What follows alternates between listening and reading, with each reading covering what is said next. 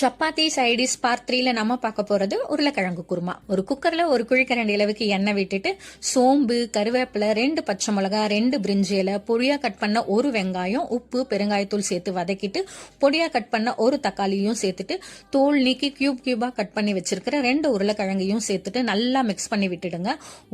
ஒரு டீஸ்பூன் அளவுக்கு இஞ்சி பூண்டு பேஸ்ட், கொஞ்சமா மஞ்சள் தூள், 1 டீஸ்பூன் தனியா தூள், 1 டீஸ்பூன் மிளகாய் தூள் சேர்த்துக்கிறேன். உங்க காரத்துக்கு ஏற்ற மாதிரி அட்ஜஸ்ட் பண்ணிக்கோங்க. இந்த மசாலாலாம் மிக்ஸ் ஆகிற மாதிரி நல்லா மிக்ஸ் பண்ணி விட்டுட்டு கொஞ்சமா தண்ணி விட்டு லோ ஃப்ளேம்ல வேக வச்சுக்கோங்க. இதுக்கு ஒரு மசாலா ரெடி பண்ணிக்கலாம்.